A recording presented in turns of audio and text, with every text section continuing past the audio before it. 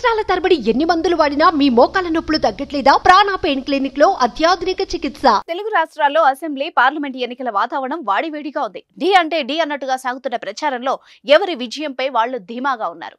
ఇలాంటి పరిస్థితుల్లో సినీ పరిశ్రమలో కొందరు తమకు నచ్చిన వ్యక్తికి పార్టీకి సపోర్ట్ చేస్తున్నారు. తాజాగా ఓ పార్టీకి పవన్ కళ్యాణ్ మాజీ భార్య రేణు దేశాయ్ సంచలన రీతిలో మద్దతు తెలియజేస్తూ పోస్ట్ పెట్టారు. తెలంగాణ రాష్ట్రంలో జరిగే పార్లమెంట్ ఎన్నికల్లో 3 పార్టీలు కాంగ్రెస్, బీఆర్ఎస్, బీజేపీ మధ్య హోరాహోరీ పోరు జరుగుతోంది. అయితే అన్ని స్థానాల్లో అభ్యర్థుల మధ్య బలమైన పోటీ ఉంది. ముఖ్యంగా రాష్ట్రంలో హైదరాబాద్ పార్లమెంట్ స్థానంలో పోటీ ప్రస్తుతం క్యూరియాసిటీని పెంచుతోంది. దాంతో అందరి చూపు ఈ స్థానంపై పడింది. అదే హైదరాబాద్ పార్లమెంట్ నియోజకవర్గం.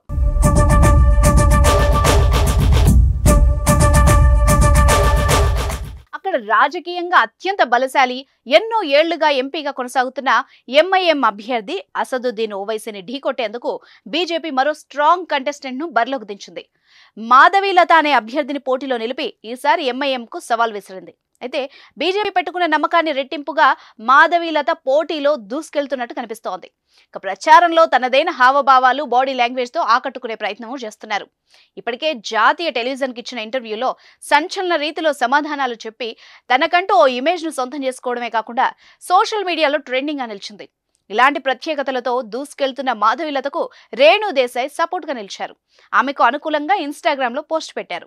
చాలా రోజుల తర్వాత రాజకీయాల్లో బలమైన మహిళను చూశాను, ఆమెకు సపోర్ట్ గా నిలుస్తున్నట్టు పెడుతున్న ఈ పోస్టుకు నేను డబ్బులు తీసుకోలేదు, నేను నిజాయితీగా ఫీల్ అయ్యాను కాబట్టి నా అభిప్రాయాన్ని షేర్ చేస్తున్నాను అంటూ రేణు దేశాయ్ అన్నారు. ఇప్పుడు ఈ పోస్ట్ తెలుగు రాజకీయాల్లో హాట్ టాపిక్ అయింది.